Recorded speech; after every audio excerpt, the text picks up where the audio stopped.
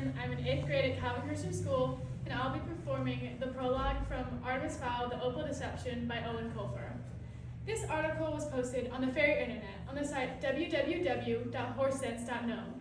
It is believed that this site is maintained by Centaur Foley, technical consultant to the Lower Elements Police, although this has never been proved.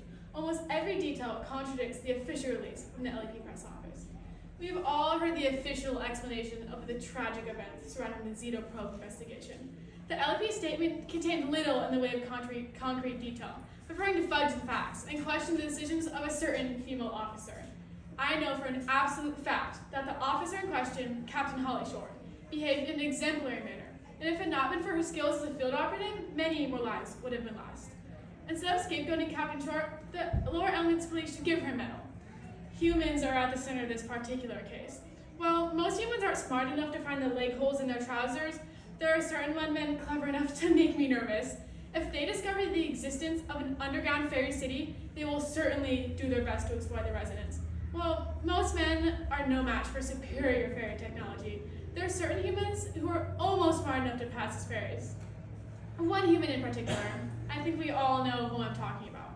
In all of fairy history, only one human has bested us, and it really sticks in my hoof that this particular human is little more than a boy. Artemis Fowl, Irish criminal mastermind.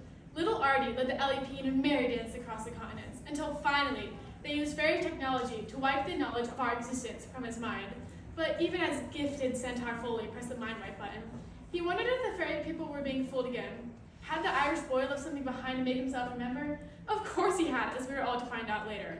Artemis Fowl does play a significant role in the proceedings, but for once he was not trying to steal from the fairy people, as he completely forgot who existed. No, the mastermind behind this episode is actually a fairy. So, who is involved in this tragic tale of two worlds? Who are the main fairy players? Obviously, Foley is the real hero of this piece. Without his innovation, the LEP would soon be meeting the Bunmen back from our doors. He is the unsung hero who solves the riddle of the ages, while the reconnaissance and retrieval teams swan above ground, taking all the glory. Then there's Captain Holly Short, the officer whose reputation is under fire. Holly is one of the LEP's best and brightest, a natural-born pilot with a gift for improvisation in the field. She is not the best at taking orders, a trait that has landed her in trouble on more than one occasion. Holly is a fairy at the center of all the Artemis Fowl incidents. The pair had almost become friends when the council ordered the LEP to mind-wipe Artemis, and just as he was becoming a nice mudboy too. As we all know, Commander Julius Root had a role in the proceedings, the youngest ever full commander of the LEP, an elf that had steered the people through many a crisis. Not the easiest fairy to get along with, but sometimes the best leaders do not make the best friends. I suppose Mulch Diggums deserves a mention. Until recently, Mulch was imprisoned, but he'd once again managed to wriggle his way out. The kleptomaniac, flatulent dwarf had played a reluctant part in many of the Artemis Fowl adventures. But Holly Short was glad to have his help on the mission. If not for Mulch and his bodily functions, things could have turned out a lot worse than they did. And they turned out badly enough. At the center of this case lies Opal Cowboy, the pixie who bankrolled the Goblin Gang's attempted takeover of Haven City.